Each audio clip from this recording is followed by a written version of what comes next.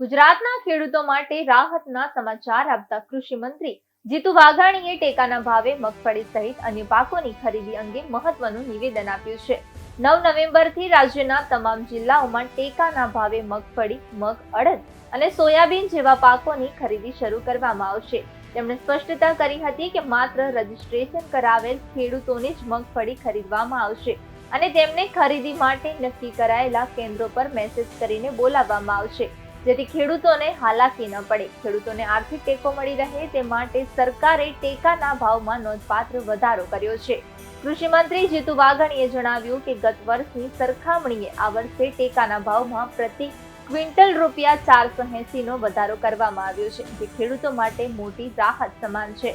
ખરીદીના જથ્થા અંગે તેમણે જણાવ્યું કે ખેડૂત દીઠ 125 મણ મગફળીની ખરીદી કરવામાં આવશે। જો કે તેમણે એ પણ સ્પષ્ટ કર્યું કે કેન્દ્ર સરકારના નિયમ પ્રમાણે 25% મગફળીની ખરીદીનો નિયમ છે, પરંતુ રાજ્ય સરકારે ખેડૂતોના હિતમાં વધુ જથ્થો ખરીદવા માટે કેન્દ્ર સરકાર સમક્ષ રજૂઆત પણ કરી છે।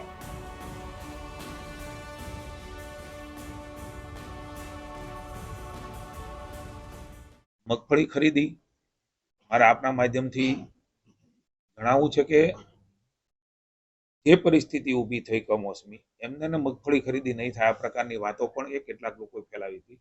એમને નામને લાગતું ઓળખતું નથી। 1લી તારીખે આ ખરીદીનો નિર્ણય માનનીય મુખ્યમંત્રી ભૂપેન્દ્રના માર્ગદર્શન નીચે મારા વિભાગે કરેલો। આપ જાણો છો કે વરસાદ આવવાના કારણે એ બધું સંભવ નહોતું ને વરસાદ પણ સતત 15 દિવસ 10 દિવસ આવ્યો છે। એક દિવસનું આ માવઠું નથી। આ માવઠું લગભગ ક્યારેય ન જોયું હોય એ પ્રકારનો વરસાદની અનુભૂતિ એ રાજ્યના ખેડૂતોએ તમે મેં કરી છે। કદાચ દેશમાં પણ આ પ્રકારે સળંગ 10-15 દિવસ આ સમયે આ પ્રકારનો વરસાદ, અને એટલા માટે એ અમે મગફળી ખરીદી તકલીફ ન પડે, મુશ્કેલી ન થાય એટલા માટે થોડા દિવસો પાછળ લઈ ગયા હતા। 9 તારીખથી આનો પ્રારંભ થઈ રહ્યો છે અને તબક્કાવાર એ મગફળી અને અન્ય જે જણસી છે જણસીની ખરીદી કરવામાં આવશે। સારા ધોરણ મુજબ ખરીદી થાય એના માટે વધારાની ખરીદીનું પણ વાત કરી છે। એના માટે જે નુકસાન થયું છે એના માટે તો રાહત પેકેજની વાત છે, બંનેને જુદું પાડવા।